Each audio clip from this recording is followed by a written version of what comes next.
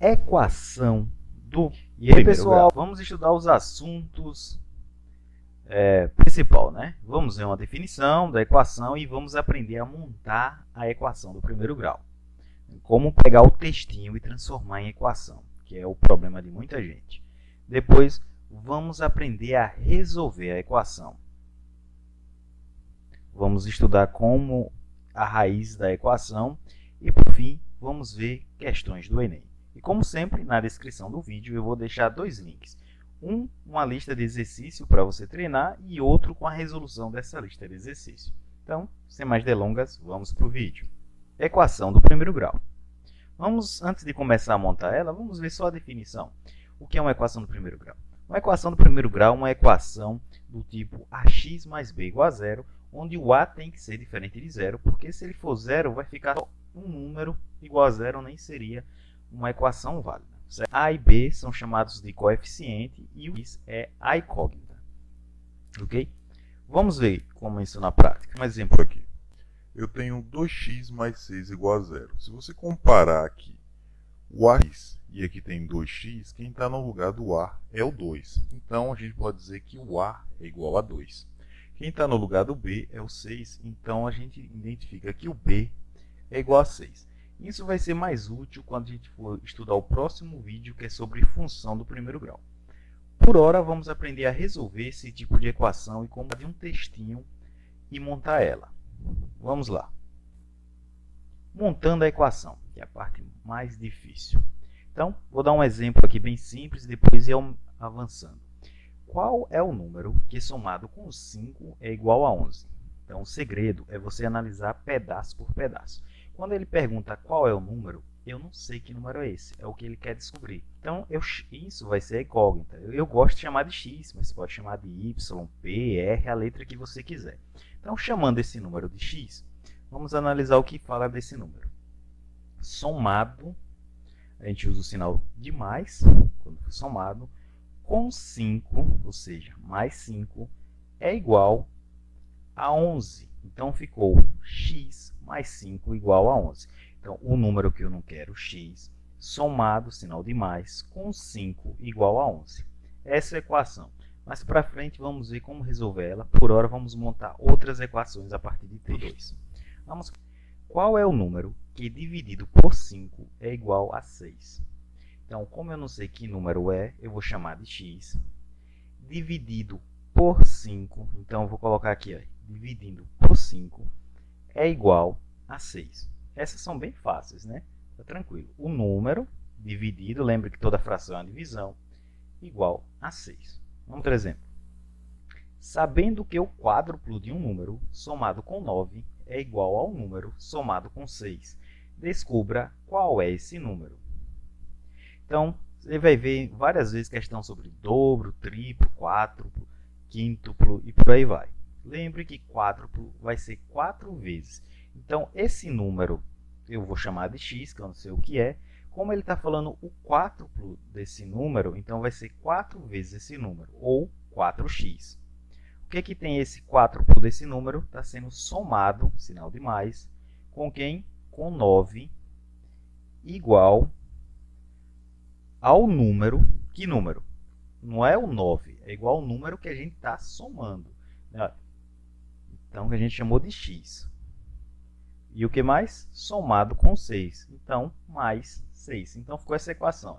O quádruplo de um número somado com 9 é igual ao número, ou seja, não é o 9, é ao número, somado com 6. Tranquilo? Vamos para mais um exemplo. Exemplo 4. 2 pacotes juntos pesam 22 quilos. Quanto pesa cada um deles se o maior tem 6 quilos a mais que o menor? Já que você já viu alguns exemplos, pause e tente resolver. Depois de play, vem comigo aqui. Então, 2 pacotes juntos pesam 22 quilos. Quanto pesa cada um deles se o maior tem 6 quilos a mais que o menor? Então, como um tem 6 quilos a mais, se eu chamar um pacote de x, como o outro tem 6 a mais, o outro pacote vai ter x mais 6, né? Então, aqui tem x, que é o valor de um pacote, que eu não sei quanto é, e x mais 6, que é o outro pacote que tem 6 quilos a mais. E a questão diz o que com esses dois pacotes? que eles juntos, quando você junta duas coisas, você está fazendo que operação? Operação de mais, né? Então, juntos dá 22 quilos, você vai fazer um pacote, que eu chamei de X, mais o outro pacote, que é X6, igual a 22, porque eles juntos dá 22, ok? Então, para finalizar essa parte de montar, vamos para o quinto exemplo.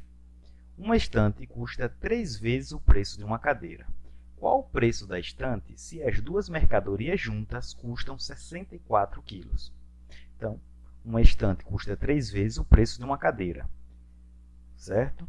Então, se eu chamar o preço da cadeira de X, como a estante custa 3 vezes isso, 3 vezes X é 3x.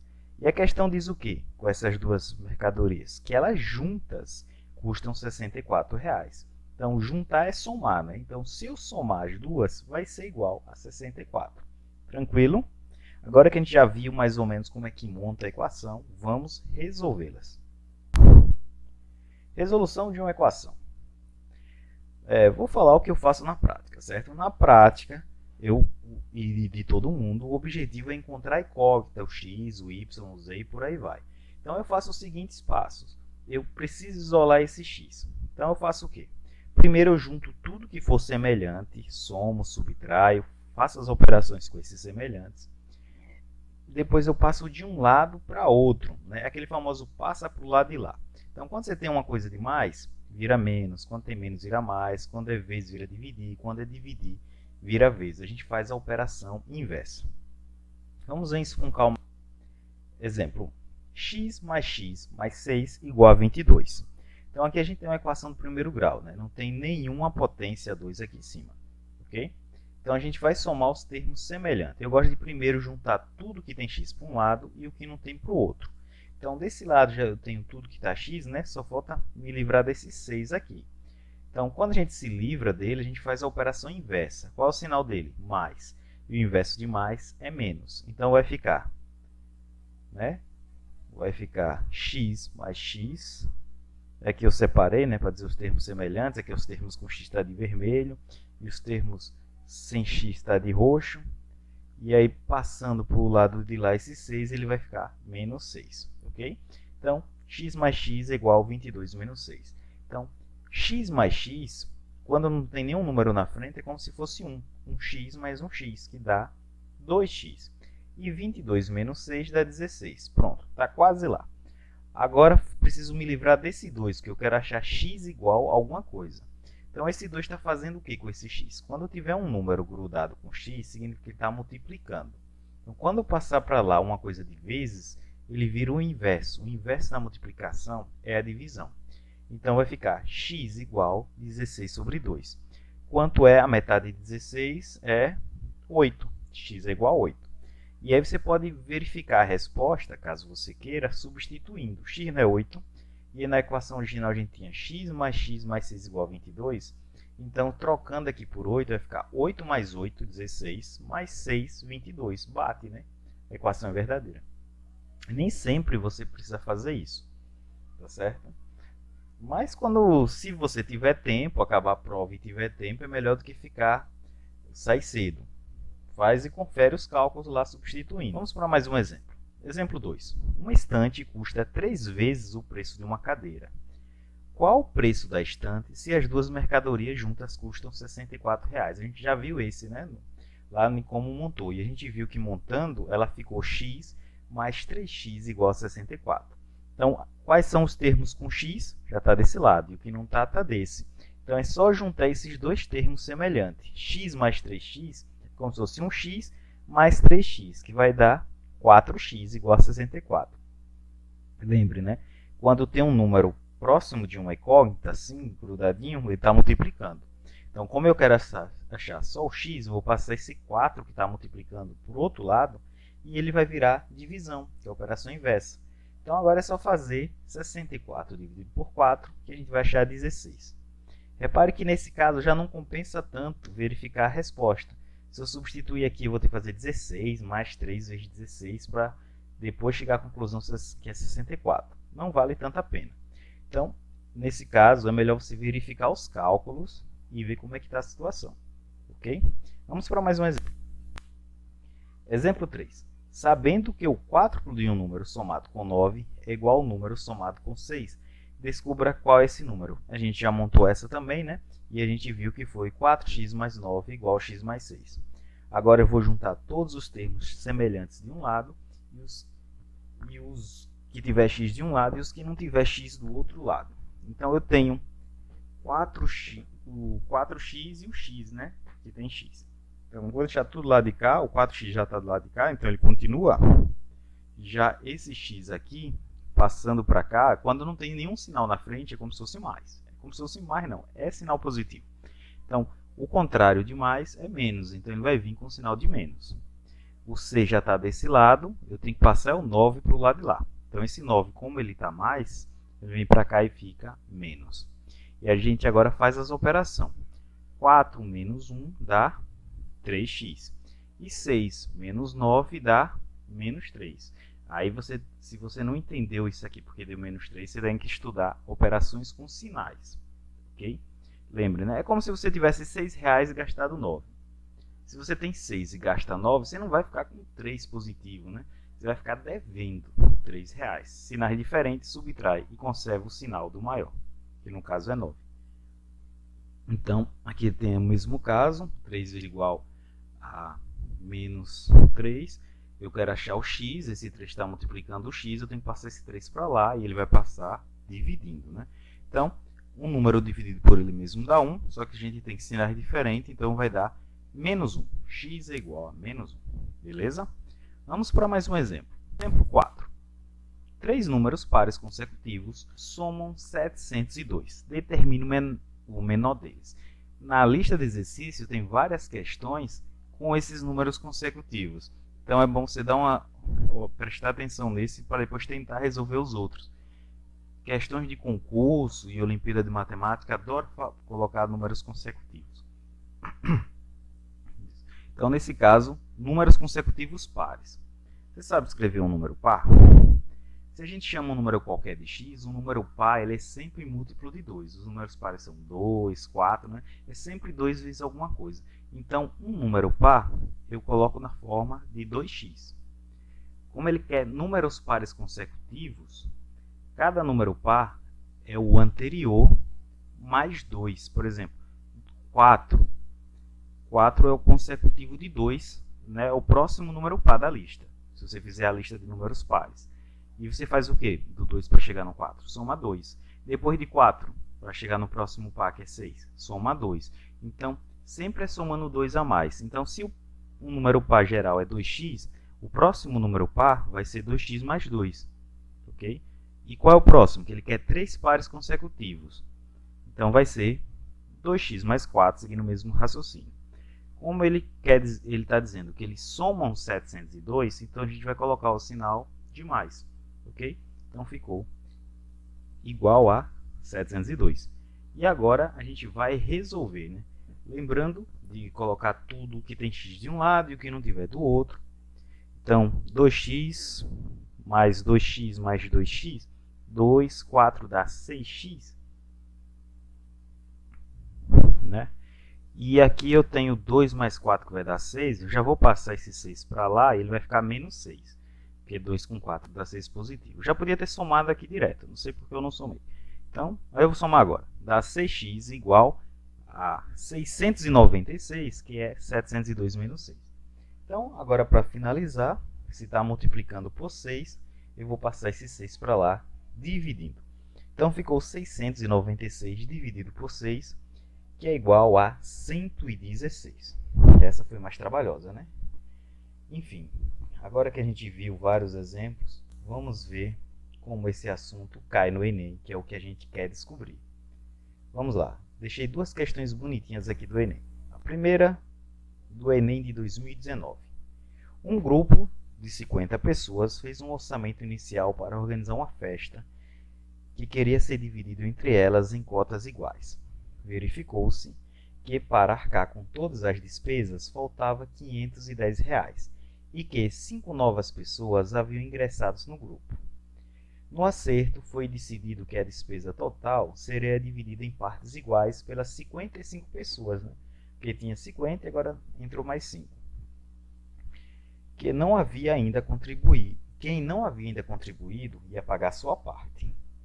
E cada uma das 50 anteriores do grupo precisava contribuir com mais R$7.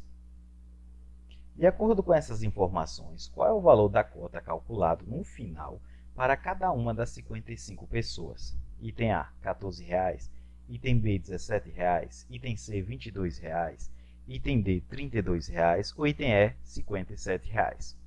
Pausa o vídeo, tente resolver, segue comigo a resolução. Vamos para a resolução. O que a gente quer nessa questão?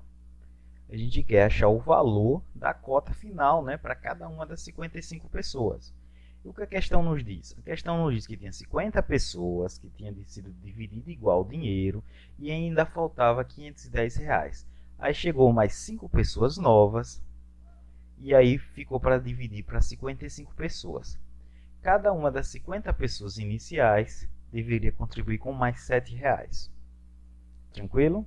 Então vamos para a resolução. Então, eu vou chamar de y o valor a ser pago no total e x o valor que cada pessoa pagou. Okay? Então, vamos montar uma equação aqui. Ó. A primeira inicial.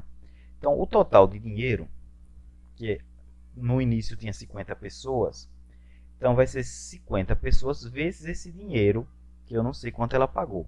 Só que ainda faltou 510, então precisa de mais R$510. Deu para entender essa equação? Então, o total de dinheiro é o que cada uma das 50 pessoas pagou, mais o 510 que faltava. E agora eu vou fazer outra equação depois que chegou a 5 pessoas. Então, o total de dinheiro é o mesmo, chamei de y, e a gente tem agora 55 pessoas pagando um valor. Agora, tem um detalhe, né? Essas 55 pessoas vão pagar o mesmo valor, mais esse 7 que cada uma das 50 pagou. Vamos ver quanto é que dá. 50 vezes 7, 350.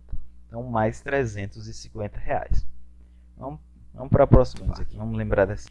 A gente tinha, antes de vir, quando tinha 50 pessoas, o total de dinheiro era 50 vezes o total de pessoas, mais 510 faltava. Depois chegou mais 5. E essas outras pessoas, em vez de faltar os 510, ficou faltando 350, que foi dividido, né? Cada pessoa pagando 7. Então, a gente tem duas equações, 50x mais 510 e 55x mais 350. Lembra que tudo é em relação ao valor total, né? Então, eu posso igualar essa equação com essa. E aí, igualando, eu tenho 55x mais 350 igual a 50x mais 510. Aí, agora, aquela famosa equação do primeiro grau, que a gente passa tudo que tem x para um lado e que não tem x para o outro lado. Então, eu tenho 55x, passando 50 para cá, fica menos 50x. O 510 já está do lado de cá, vou passar esse 350, como ele está mais, ele vai ficar menos. E eu tenho 55x menos 50, que vai dar 5x. E 510 menos 350 vai dar 160. E agora, está multiplicando por 5, vou passar dividindo. Vai ficar x igual a 160 dividido por 5, que vai dar igual a 32. É a resposta do item D de dado, ok? Então, a resposta dessa questão é item D. Vamos para mais uma última para finalizar esse vídeo. Última questão do Enem 2010. Uma escola recebeu do governo uma verba de R$1.000 para enviar 2 tipos de folhetos pelo correio. O diretor da escola pesquisou que tipos de selos deveriam ser utilizados. Concluiu que, para o primeiro tipo de folheto, bastava um selo de 65 centavos, enquanto para folhetos do segundo tipo seriam necessários 3 selos, um de 65 centavos, um de 60 centavos e um de 20 centavos. O diretor solicitou que comprássemos selos de modo que fosse postado exatamente 500 folhetos do segundo tipo e a quantidade máxima restante, né, de folhetos do primeiro tipo. Quantos selos, a pergunta é, de 65 centavos foram comprados, que é do tipo que estava faltando, né? Item A, 476, item B, 675, item C, 923, item D, 965, item E, 1538. Vamos para a resolução. O que queremos nessa questão? saber quantos selos de 65 centavos foram comprados. E o que a questão não diz? Que teve uma verba de R$ 1.000 para comprar 2 tipos de folheto. O primeiro tipo só precisava de um selo de 65 centavos. O segundo tipo precisava de 3 selos, está aqui os 3 valores. Ele citou que fosse comprado 500 do segundo tipo e o restante do primeiro tipo, né? Ou seja, dos selos de 65 centavos, que é o que a questão quer saber, né? Então aqui a questão quer saber quantos selos de 65 centavos foram comprados. Então vamos lá para a resolução. Solução. Vou chamar de X o tipo, o envelope do folheto do tipo 1 e Y do tipo 2. E a gente sabe que juntando os dois tipos de envelope, o máximo é para dar R$ 1.000, que foi o dinheiro do orçamento, né? Então a gente tem uma equação aqui.